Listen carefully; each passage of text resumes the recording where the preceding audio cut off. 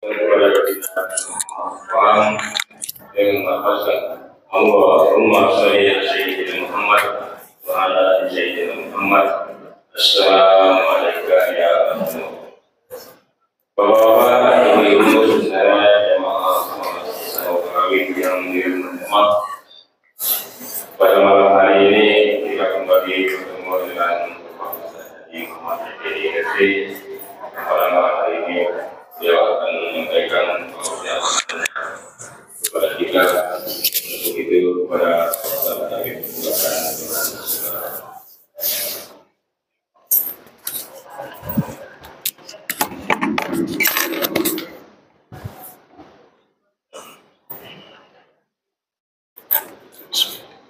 Assalamualaikum warahmatullahi wabarakatuh.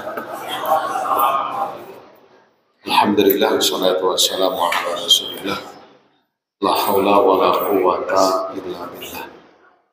Rabbi shrah li sadri wa yassir li amri wa hlul 'uqdatam min lisani yafqahu qawli, amma ba'd.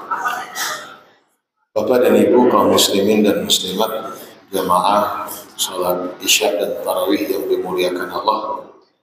Malam ini kita memasuki malam 21 Ashrul Awakhir, 10 terakhir di bulan suci Ramadan. Kita coba kalau satu hadis yang diriwayatkan daripada Sayyidah Aisyah.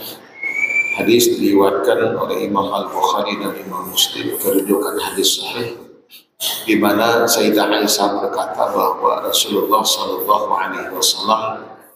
ketika memasuki 10 terakhir di bulan suci Ramadan, ada 3 hal yang disebutkan dalam hadis yang beliau lakukan. Pertama, syaddal mi'zar, kedua, ahya lailah, dan yang ketiga, ayqadha ahlah, atau kama qala sallallahu alaihi wasallam.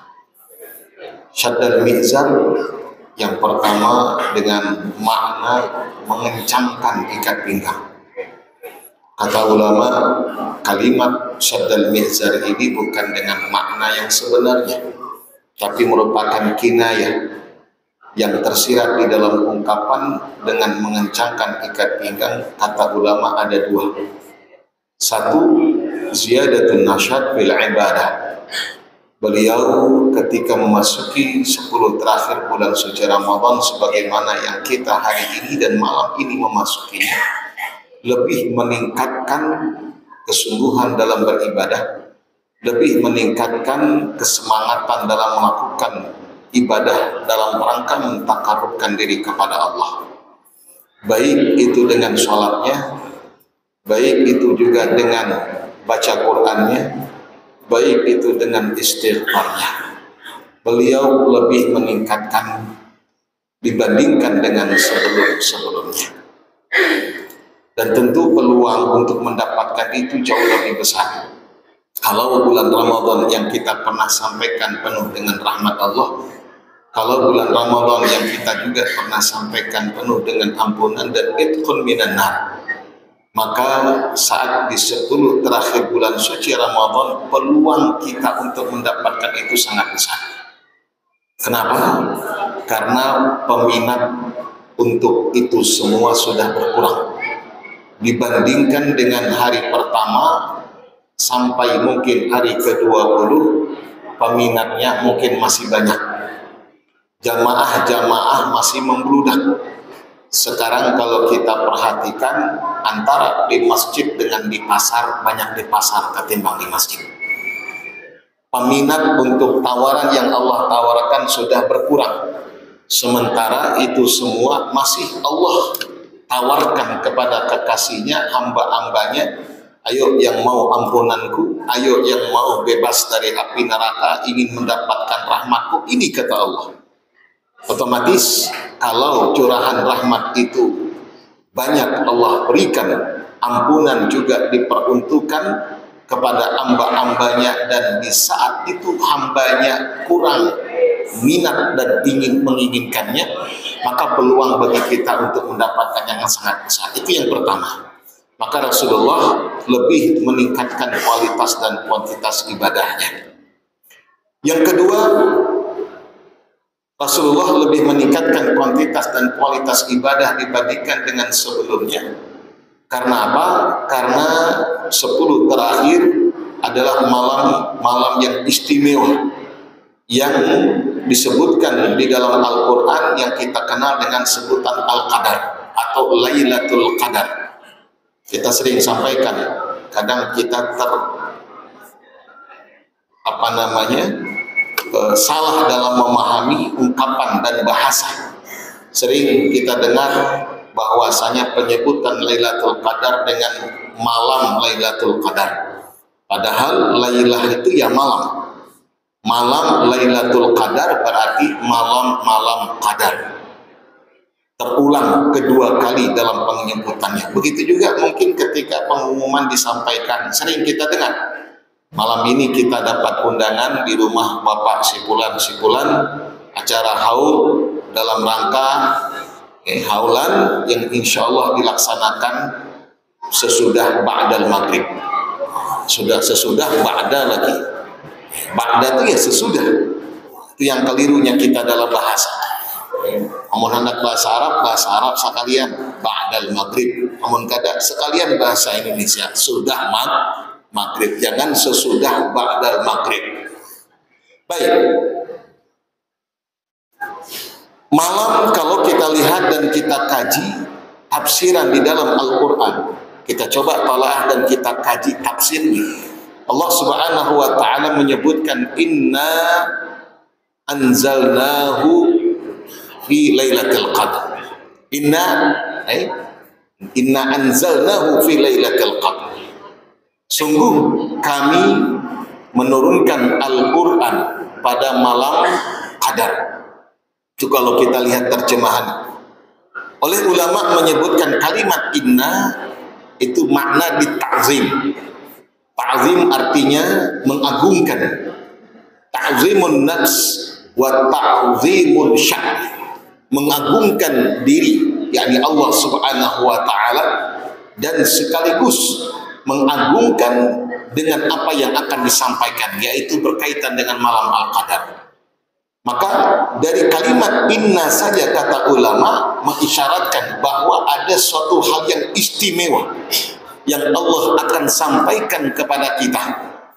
Dan itu ternyata pada malam itu Allah turunkan Al-Quran. Sungguh kami turunkan Al-Quran. Kalimatnya kata ulama menggunakan anzalna. Anzala yunzil, bukan nazzala. Itu ada perbedaan kata ulama. Kalau dengan kalimat anzala ay makna dzalika daf'atan wahidah. Tapi kalau nazzala tadrijan, itu sesuai dengan kebutuhan atau sesuai dengan apa yang dipertanyakan. Tadrij, bertahap. Maka ketika Al-Quran menyebutkan inna anzalnahu, sungguh kami telah menurunkan Al-Quran, berarti Al-Quran ketika itu diturunkan daf'atan wahidah, sekaligus. Langsung Allah turunkan dari Lauhul Mahfuz ke Baitul Izzah. Itu daf'atan wahidatan, sekaligus. Maka malam itu menjadi mulia. Jadi kata ulama, kenapa malam itu menjadi mulia? Karena malam itu Allah turunkan Al-Quran langsung secara utuh. Maka segala hal yang berkaitan dan berhubungan dengan Al-Quran, maka dia akan menjadi mulia. Lihat hadis. Qala Nabi sallallahu alaihi wasallam, khairukum man ta'allama al-Quran wa 'allamah. Bukankah Rasulullah sallallahu alaihi wasallam menyebutkan sebaik-baik daripada kalian, kata Rasul, adalah yang belajar Al-Quran dan mengajarkannya. Lihat kaitan dengan Al-Quran, siapa saja orang akan menjadi mulia di sisi Allah karena Al-Quran itu mulia.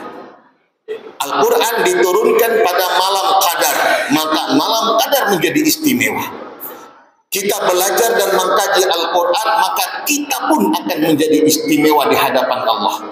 Semua yang berkaitan dan berhubungan dengan Al-Quran, maka insya Allah kemuliaan kita akan raih dan kita akan dapatkan. Maka kalau hidup kita ingin mulia, hidup kita ingin mendapatkan kemuliaan dan kedudukan di sisi Allah, jangan sampai lupa dan jangan sampai lewat kita daripada Al-Quran. Baik itu dengan kita membacanya, baik dengan kita mentadabburinya, baik dengan kita untuk menghafalnya. Yang jelas interaksi kepada Quran jangan sampai lewatkan. Ini mesti kita tanamkan. Maka jangan sampai kita kadang sudahlah kada bisa baca Quran, kada peduli kalau anak kita kada bisa baca Quran. Orang-orang tua kita dulu itu sampai mendatangkan guru untuk mengajarkan anaknya biar supaya bisa baca Al-Quran. Saya pernah ceritakan dari guru, Allah yarham guru-guru kita yang tua. Beliau ceritakan ada kisah orang tua yang punya anak yang ingin anaknya bisa baca Al-Quran. Tidak muluk-muluk Al-Fatihah jadian. Karena Al-Fatihah itu syarat daripada sahnya sholat. Bukankah Rasul katakan la sholata liman la fatihatalah, tidak sah sholat seorang kalau tidak bisa membaca Al-Fatihah. Maka orang-orang tua kita dulu utama itu Fatihah dipelajari, dikaji. Maka datanglah kepada sang orang guru lalu minta diajarkan anaknya, jangan sampai anaknya kada bisa baca Quran, terutama Al-Fatihah, sebab ini berkaitan dengan kesahan sholatnya, dan itu awal yang akan dihisap kelak pada hari kiamat. Jangan hanya dunianya sukses, dunianya berhasil, tapi akhiratnya tidak. Lalu diajarkanlah oleh sang guru sampai mulai dari tadi tidak bisa, fasih bacaannya, tepat makharijul hurufnya, tepat ahkam tajwidnya, semua benar. Datang orang tua ini menemui gurunya anaknya tadi, lalu kemudian berucap terima kasih, kasih hadiah. Maka kalau kata ulama, amun lawan guru jangan bersedekah, bahasanya bahadiah. Dia kasih hadiah, guru ini ulun bahadiah sebagai ucapan terima kasih telah mengajarkan anak saya sampai alhamdulillah dari kada bisa jadi bisa, dari tidak tepat jadi tepat, jadi yang tidak benar jadi benar. Karena ini yang menentukan akan akhiratnya. Karena dunia hanya sebentar, akhirat yang utama. Dikasihlah amplop, sekali dibuka banyak isinya tahajud guru ngaji itu Pak. Coba lihat, guru ngaji tahajud dikasih banyak, itu tanda guru ngaji selama ini kada suah dapat banyak. Itu guru ngaji biasanya, amun biasa dapat banyak, dikasih banyak biasa. Ini kada suah dikasih banyak, sekali dikasih banyak tahajud ini. Coba jawaban dari orang tua tadi apa? Maaf guru ujarnya, ini yang ulun punya. Andai ada lagi harta ulun di rumah, yang ada itu pun ulun akan berikan kepada pian. Subhanallah. Tidak ada perhitungan untuk akhirat. Kita matam untuk akhirat perhitungannya luar biasa. Kadang anak kita belajar bulanannya untuk ngaji itu 20.000, itu pun nunggak setengah tahun. Untuk matematika, untuk bahasa Inggris kita tidak peduli, ratusan ribu kita keluarkan, padahal dalam hitungan satu bulan paling hanya sekedar 6 kali masuk saja. Ngaji setiap hari, tapi perhitungannya luar biasa. Kenapa? Untuk agama kita pelit. Padahal itu yang akan menyelamatkan anak kita. Kembali, setiap sesuatu yang berkaitan dan yang berhubungan dengan Al-Quran, dia akan menjadi mulia. Inna anzalnahu fi lailatul qadar. Kapan Al-Quran itu diturunkan? Malam Qadar. Maka menjadi dilema kita. Ulama menyebutkan pendapat yang terkuat, pendapat terkuat turunnya Al-Quran itu malam 17 Ramadan, sebagaimana ayat yang menyebutkan Syahrul Ramadan alladzi unzila fihi al-Quran. Quran diturunkan pada bulan Ramadan, dan pendapat yang terkuat daripada para ulama 17. Kemarin di Al-Huda 16 Ramadan, yang biasanya 17 kebetulan mungkin dimajukan. Dan hampir rata-rata kita 17 Ramadan peringatan nuzulul Quran. Nuzul artinya turunnya Al-Quran. Lihat, kita kolerasikan antara ayat yang pertama dengan yang kedua. Kalau Al-Quran diturunkan pada malam Lailatul Qadar, dan itu ada di bulan Ramadan, pertanyaannya kira-kira kapan? Bukankah Al-Quran disepakati ataupun menurut pendapat ulama yang terbanyak ada pada 17 Ramadan. Sementara kita mencari Lailatul Qadar malam 21 hingga akhir Ramadan. Ayo, ini kayak apa kita mau koneksikan? Al-Quran Allah turunkan 17 Ramadan menurut pendapat yang terkuat. Sementara di dalam ayat ini, inna anzalnahu fi Lailatul Qadar, di malam Lailatul Qadar. Logikanya mestinya Lailatul Qadar itu ada pada tanggal 17 Ramadan.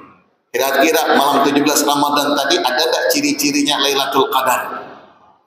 Ada ndak kita mengikuti alam semesta? Ada ndak tanda-tanda Lailatul Qadar? Ada ndak rasa kita merasakan kalau malam ini malam Lailatul Qadar 17 Ramadan tadi? Nah, ulama menyebutkan terlepas daripada perbedaan pendapat itu, yang penting kata ulama dari awal Ramadan sampai malam akhir Ramadan kita berjaga-jaga. Jadi Rasulullah bukan mengawali mencari malam Qadar itu 21 tidak, tapi menyemangati diri. Awas keliru.